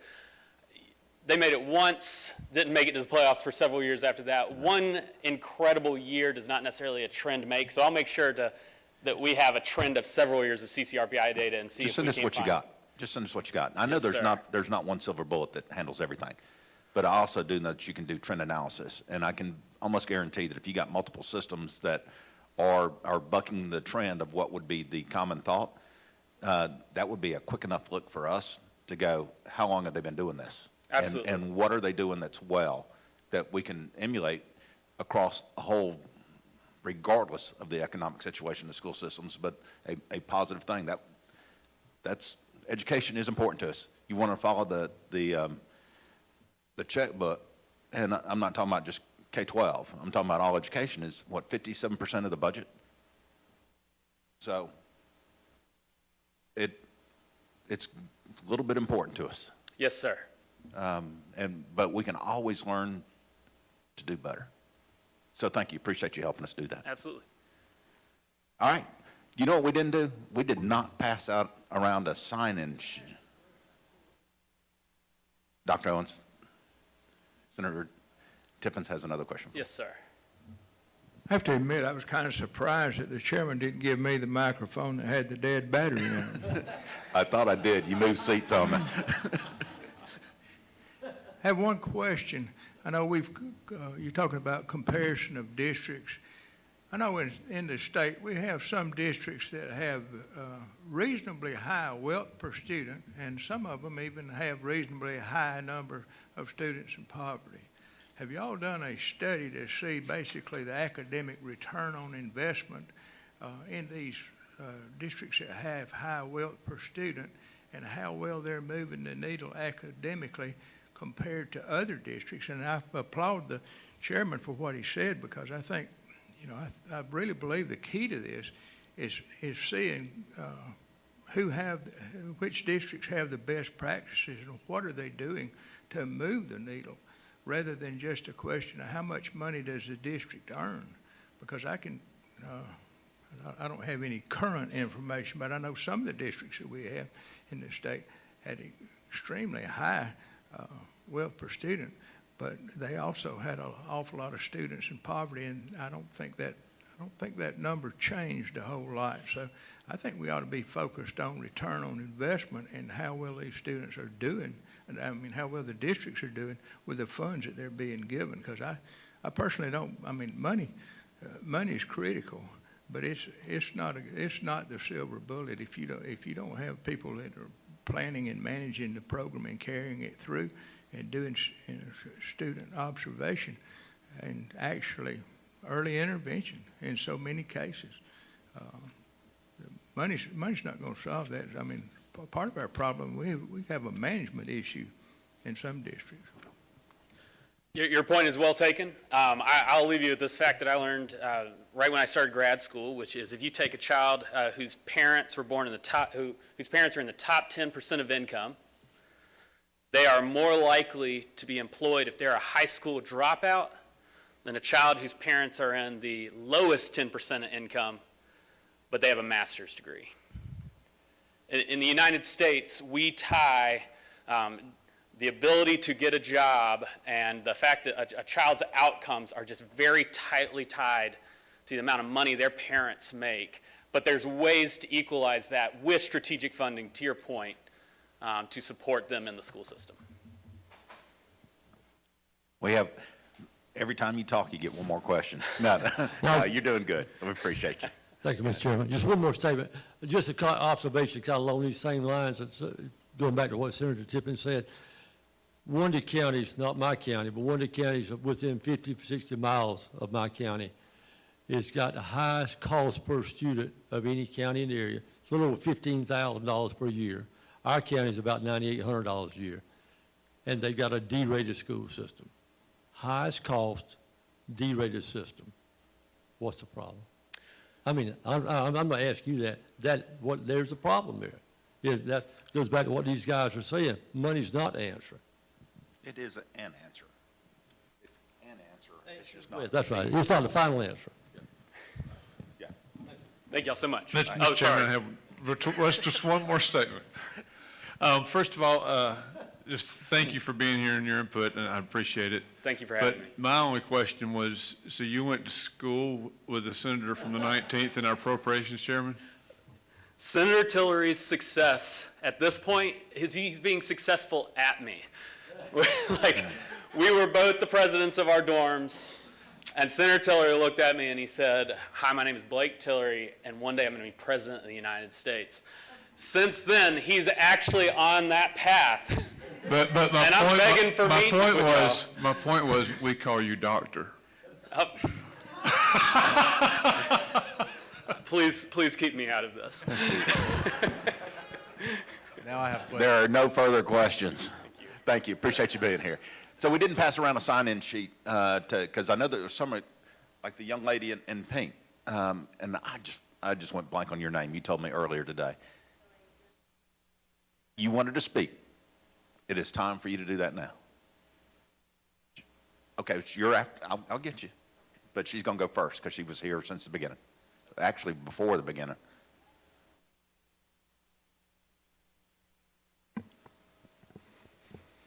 Hello, my name is Malaysia Harris, and I'm a freshman at Chattahoochee County High School in Casita, Georgia.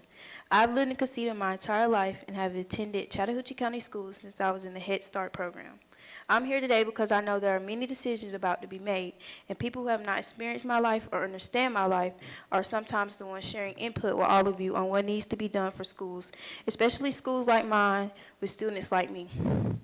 First, I want you to know that my future plans are to attend Mercer Medical through the rural Physicians Program. It is because of my family and my schools that I'm able to work towards the goal that I've set for myself. Being a student in a small rural school has been a blessing to me. People know me, love me, and help me every day. I appreciate the elected officials understand how important public education is for students like me. Without a quality school, I would not be able to achieve my goals. Because of my school, I've been able to have no-cost breakfast and lunch every day. I've been able to take AP classes, and I will enroll in the health science CNA program next year. I know that I am blessed that I am grateful for my teachers. We have a 96.8 graduation rate because people push us to be excellent. I know that it's not easy. Many of my family members have worked for the school. Before last year, we got new buses, and my uncle, who was a bus mechanic, had to ask our local automotive shop to help with supplies so we could fix our buses that were from 1999. Our buses have to go on dirt roads every day, and the older buses have lots of issues with engines because of that. I'm a band member, and we have to travel every week to games and events. I love doing this, but I know it's expensive for my school system because of gas prices and because we have to find drivers. Many times, teachers and coaches are driving, which is a lot of work, extra work on them. My school system makes sacrifices across the board to make sure that all students have opportunities that are bigger than just Casita, Georgia. I ask that you please consider ways to help schools that will increase costs in transportation. I'm also very lucky that my school is very safe in this area of state. There are gangs and violence, but I never have to worry about that at my school. Our principal and superintendent always say that safety is the #1 priority. And we have a school's police department, and these officers are always talking to students and keeping us straight. They care about us and would never let any harm come our way. But my school system has to make decisions. Do they pay for school police, or are we able to add an AP biology teacher or a chorus teacher? I think we should be able to have all those things. If the funding formula could include safety, it would make a difference. All students should be like me. I never worry about if I'm safe at school. Thankfully, safety is our priority, and all students should feel safe at school. Lastly, I know that many of my friends feel safe because they have the opportunity to meet our school counselor over issues they may have. We have lots of students who come in and out of our schools because of Fort Benning. This is very important and helps create our safe school. But I also need to meet with the counselor to plan my schedule, look at scholarships, and think about college. She is wonderful, but she is only one person. We need more counselors. Our middle school and high school share a counselor. In today's world, we need more than one counselor to help students with all the things happening and to help us plan for a better future. Thank you for letting me speak with you about Chattahoochee County and my life as a student. Thank you for sharing a difference for students, especially students like me who need the right people making the best decisions that will keep public schools strong for Georgia and me. Thank you. Chattahoochee County Schools should have just started with you. Great job. Ma'am? Well, there's actually a speaker sign-in sheet. I don't know where I am on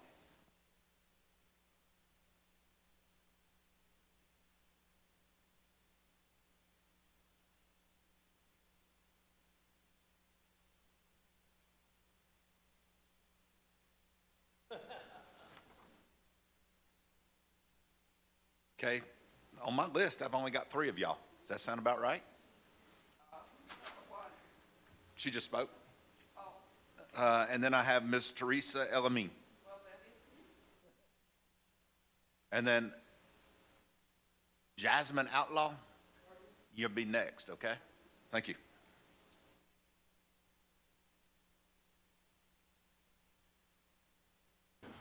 I'm so appreciative of being able to be here today, and it is in large part thanks to the Georgia Budget and Policy Institute. My name is Teresa Elamine, and I'm the board chair and founder of the Southern Anti-Racism Network. And for over 20 years, I've been working for education equity.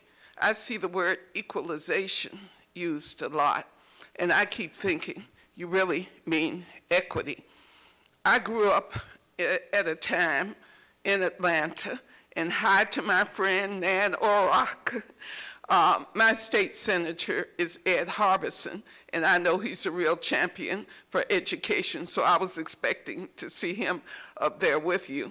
I live here in Columbus, and what we were blessed to have is Dr. Owens came here on Tuesday, October 18th, to help us understand all of the acronyms that are being used, like QBE and the funding.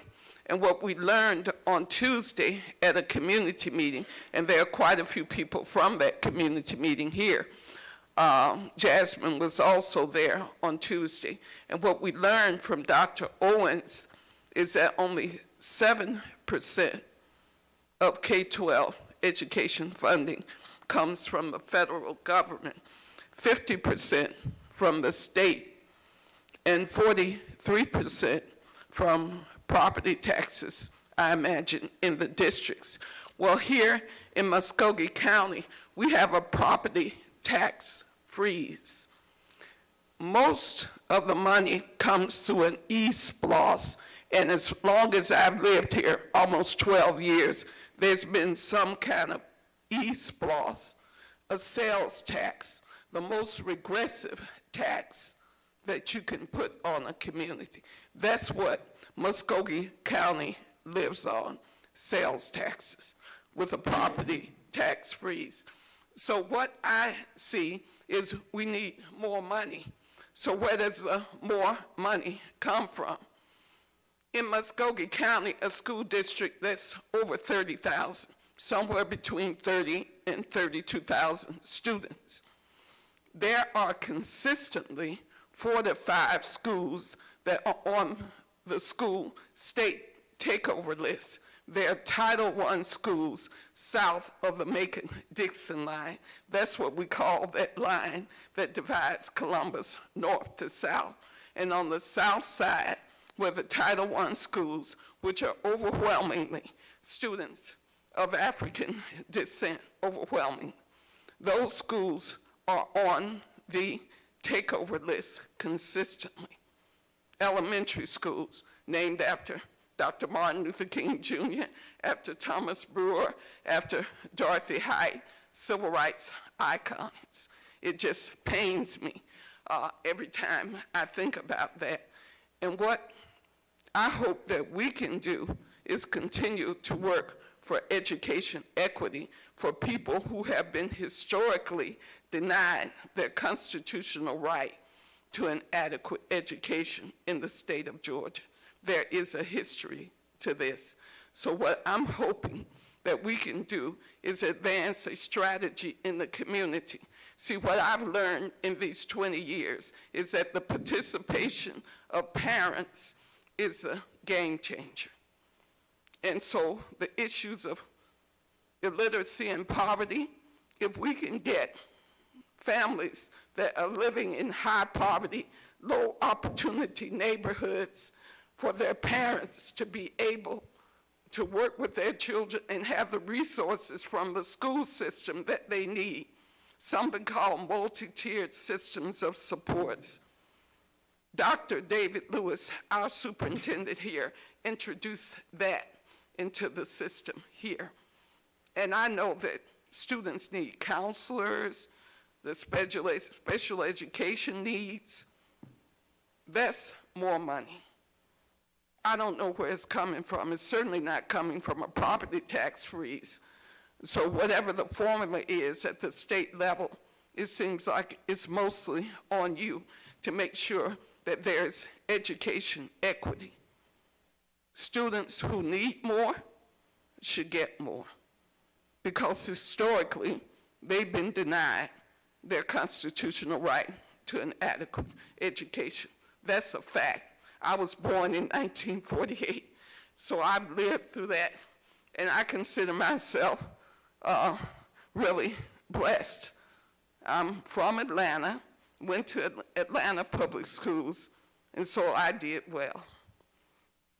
But I see children failing, unbelievable, in the current system. And I'm doing my best as an elderly woman to try to make a difference. And so, thanks for listening to me, but I'm in for the long haul. We must have education equity. Thank you. And thanks again to Dr. Owens for spending so much time with us here in Columbus to educate us about how the system works. Thank you. Thank you, Ms. Elamine. A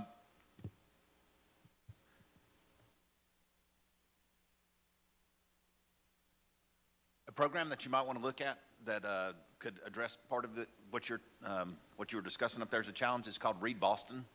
It was started in 1985, 1995, somewhere around in there, and it helps within the school systems because it teaches the parents how to teach the kids. And that's another program that's available out there that could provide benefit in the areas that you were talking about with how to teach the kids. Well, we have a project called Strong Parental Involvement in Okay. Community Education. Good. And Jasmine is a part of that So- process. See, the one other thing I do want to say to you is that during this time of day, between 2 to 4 in the afternoon, most parents are picking up their children at school from the school bus or picking them up. And teachers are in school. So to have a meeting at this time of day excludes a significant layer of the stakeholders in education. So parents who are here had to make special arrangements to be here because this hour, 2 to 4, is when they pick up their children from the school buses. And we appreciate you making that sacrifice. Thank you.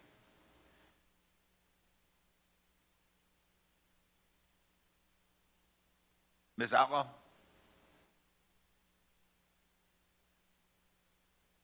Hello, I'm Jasmine Outlaw. I'm a mother of 3 children. I have one in middle school. She's 11. My oldest King, he's 8, and my youngest King is 5.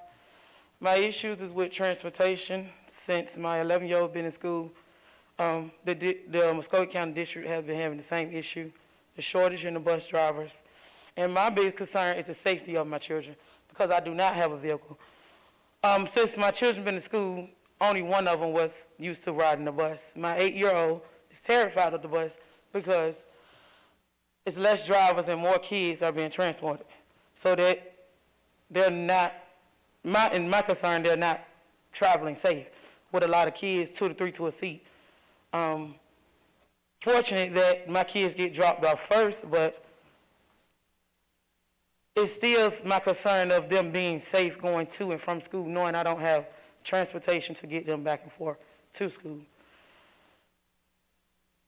Transportation has been an issue for a long time in this district, and I just want to know if there can be a way that they can pay bus drivers more, or so that we can get more bus drivers, so that each child in this district can be transported safely from home and school. Because I'm not the only parent with the same concerns. This year just happened to be the very worst. Some kids doesn't even have transportation to school, so what do they parent do if they don't have a car? So my biggest concern is that every parent in this district is safety of the children. And in order to have them safe, we have to make sure that we have enough people providing that for them. And thank y'all again for allowing me to speak. Thank you for coming and speaking.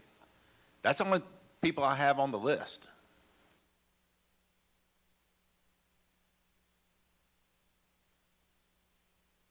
Okay, Jayla? Jayla, you ready?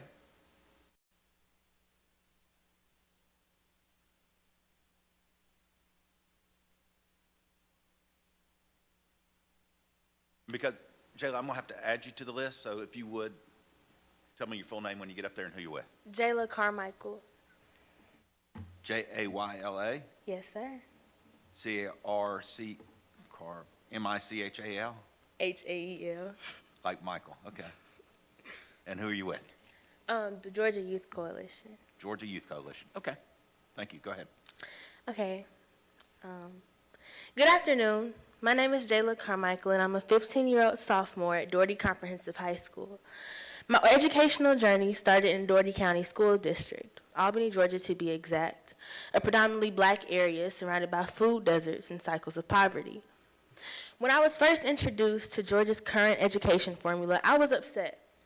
I was upset because I see firsthand what's going on inside of Georgia's education system every single day. I know what students, teachers, counselors, and parents are experiencing. My friends and I have grown up thinking that bus shortages, teacher shortages, lack of internet access, basic student necessities, and help inside and outside the school were normal. But these are only some of the issues that plague these Georgia school districts and have been normalized inside of our district specifically. For example, last year was my first year of high school. Of course, I was excited, but it was also very overwhelming. I've always felt that my time with my counselor was a race to see if I could express all of my interests and concerns with her in under 30 minutes. I was put in a predicament where I had to put my grades over my mental health, and that was not only detrimental to my mental and emotional health, but it practically killed my inner student in the process. I expressed to my counselor that as a dually enrolled student, the workload was too much, and they tried their hardest, but in most of our sessions, we were either interrupted because the counselor was needed in the classroom or simply needed to guide other students. I know how hard my teachers and counselors work to provide students with a premier education at my school, and students deserve to be able to flourish in school with the help of faculty and staff. But how can we accomplish this educational excellence without proper staffing, funding, and basic necessities? I've looked into the current funding, and I feel that the funds should be utilized in supporting the teachers, counselors, and basic student necessities, such as better internet access. Once again, my name is Jayla Carmichael, and I appreciate your time. Thank you. Thank you, Jayla. There was two more hands back there. Tell me your name. Okay, Ms. Cambridge.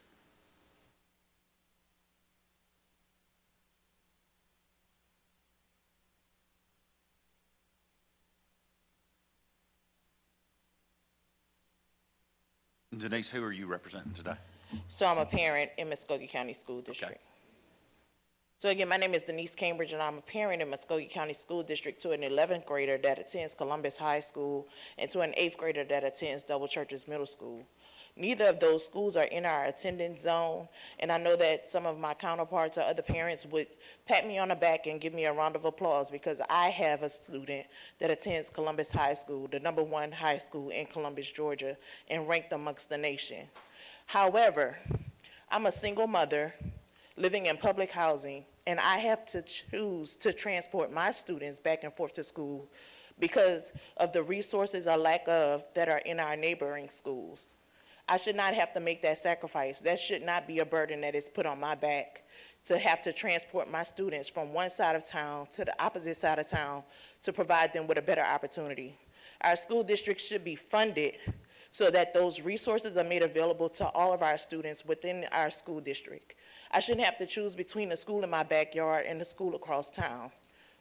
My students should be able to attend the school that they live in the area for, and they should also be able to feel a sense of pride for their school and their community. Also, and lastly, this meeting was scheduled on a Friday at 2 p.m. to 4 p.m. I appreciate you coming to Columbus, Georgia, which is the second largest city in this state, but I feel selfish in saying that we operate in a rural mindset. I wish that you would have chosen a better time to have this meeting, to conduct this meeting, and make this meeting accessible so that more parents could have come to find out what happens under the Capitol, what happens at Georgia Department of Education, and how that relates to Muskogee County School District.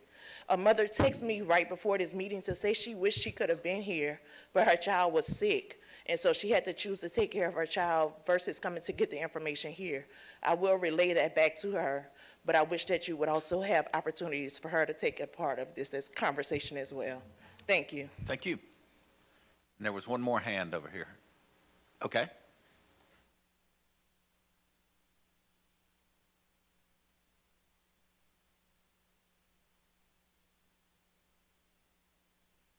Again, if you would just start with your name and then tell me who you represent.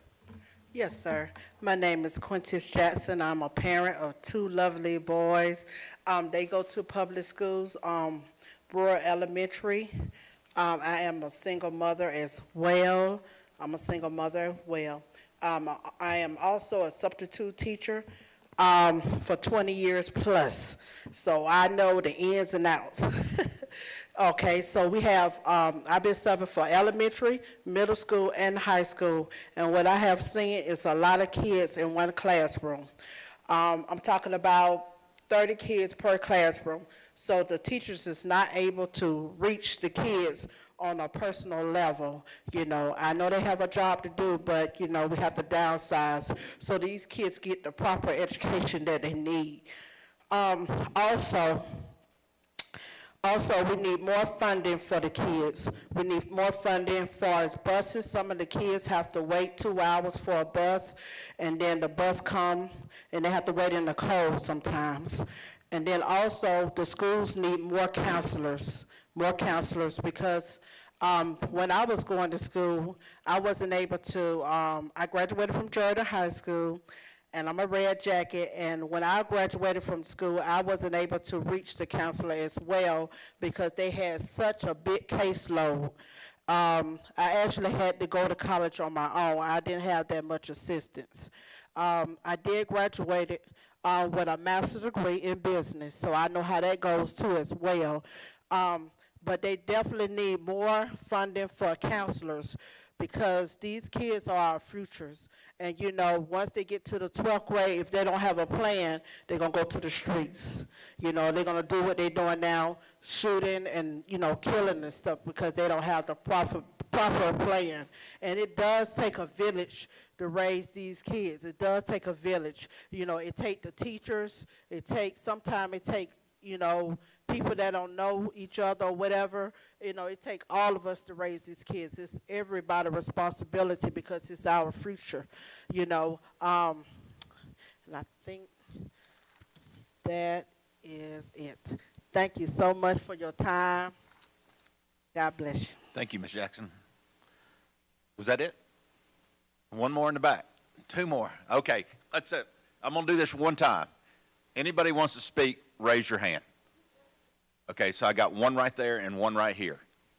Okay, thank you. And tell me your name and who you represent. Good afternoon. My name is Danita Gibson Lloyd, and I represent, first of all, myself as a parent of 3 children who graduated through Muskogee County School District from the Columbus High School they spoke about, which I can attest to the caliber of education they received there. But I'm here today also as a concerned parent and a mother for so many in the community who perhaps don't have someone that can advocate on their behalf, as I advocated all my life for my children, being a product of a registered nurse and an educator myself, and also someone who has worked in a group home that took care of young boys ages 13 to 18 through the juvenile justice system and also through DFAC. And so I want to speak today about the lack of mental health supports and also the necessity of having individualized IEP programs and things of that nature. As someone who was diligently working with students and teachers and so forth to make sure that my children had the best of the best, oftentimes so many of our young people don't have those same types of resources and those same kinds of folks that can battle things out for them. And so often what I saw in my 2 years working at that boys' home is that they were often left behind, troubled, or labeled as troubled, when oftentimes there were a couple of them that were quite gifted, quite smart, but did not have the additional instruction or time spent.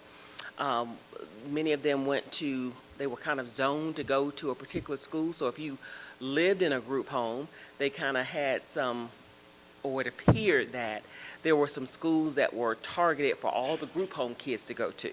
And so we begin to know what that does when you start looking at sometimes the resources and how things are allocated. So again, today, I'm here just to speak for some of those parents who could not be here today. In fact, I'm late today trying to rush to get here from Fort Benning, but I knew I needed to be here to speak up as an advocate for other children, other parents that could not be here.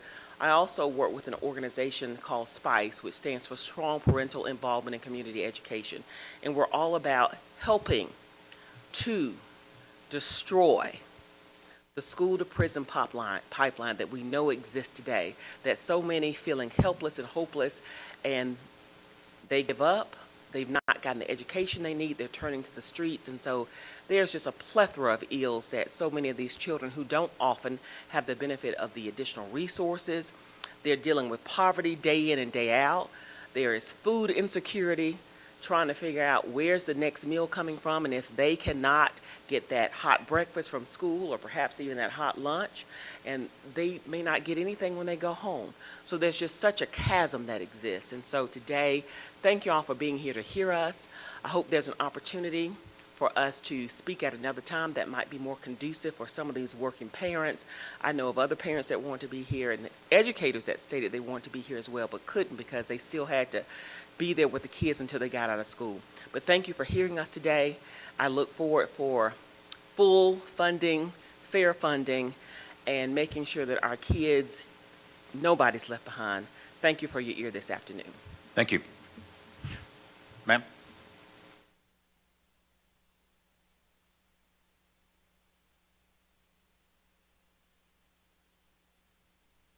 Your name? Good afternoon. I'm Jessica Stone. I'm a school psychologist in Muskogee County School District, and I'm also a member of the Georgia Association of School Psychologists and the National Association of School Psychologists. And I will give you my briefest possible elevator speech on our shortages and what school psychologists do in our communities. You've heard about school counselors who are very valuable assets in supporting students with mental health needs in our communities, in our schools, who are not able to reach their maximum capacity due to shortages and funding. As far as school psychologists, the state of Georgia currently funds school psychologists at a ratio of 1 to 2,475. Sorry. The national recommendation is 1 to 500 students. The national average currently sits right now 1 to 1,380 students. So Georgia is currently not even funding school psychologists at the national average. We're in that bottom percent. I think the worst is about 1 to 3,000 students. In Muskogee County, we currently employ 8 full-time psychologists and 3 part-time psychologists, and with about the 32,000 students that we mentioned earlier, that's a ratio of 1 to 3,300 kids, thereabout. And so I would recommend that you guys consider increasing that QBA funding to match national averages at the least and approaching that national recommendation of 1 to 500. This QBE hasn't been adjusted for school psychologists in 23 or so years. There are pushes across other states where they are increasing funding in those areas, and I don't want Georgia to continue to fall behind.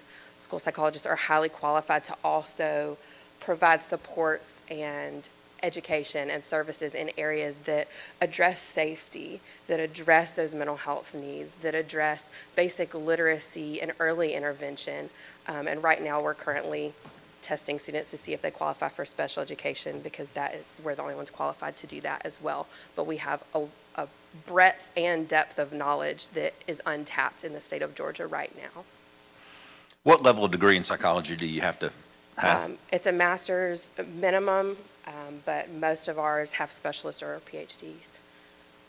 We do have 3 programs in Georgia that are pushing out school psychologists at the University of Georgia, Georgia State, and then Georgia Southern. Okay. We don't have, this is not the event for that, but I'd love to have another conversation about how you, I could give you a master's degree psychologist graduate from every institute in the state of Georgia, and you wouldn't have enough to meet the demand. So I'm trying to figure out how to make it more appealing for those that are in higher ed. My master's is in psychology. Yes. So I'm trying to figure out how to make that demand more appreciated by those that are going through. Yes, and I can definitely say that the Georgia Association and the National Association, that is a big push as well, not only, funding at state levels, but also how do we get more people into the workforce, make that more appealing, and I think part of that is us knowing that once we graduate from those programs that are highly specialized and costly, that we will be able to reach that full potential in our job in the workforce and not just be testing machines in the schools. Okay, thank you. Thank you. That's all I had. Going once. Going twice. Gone. Thank y'all for being here. I understand that whatever time of day, whatever day of the week you do this, it's going to be problematic for somebody.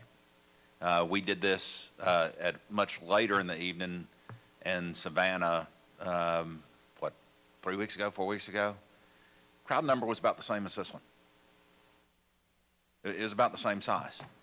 Because if you do it during the day, they can't get off work. If you do it during the night, they don't have people to watch their kids. You know, but it's important that we do it, and it's important that it's streamed and reviewable so that everybody can go home and see what happened here today. That, you know, that there's not a bill yet.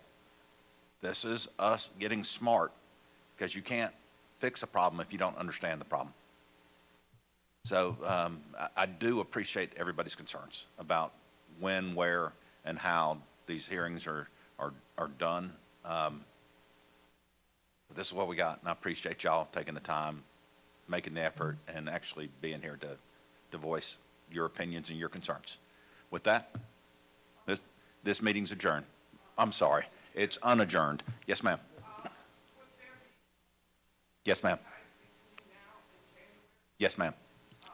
He's got the guy that you saw back there a little while ago, has the list of dates, locations, and times. You're welcome. And it should be online. It is online. And we'll tell you how to get to that. Now we're back re-adjourned. Thank y'all for being here. Thank you, Mr. Chair. We're glad Thank you, Nan. Good to hear from you. Hope you get better. Great.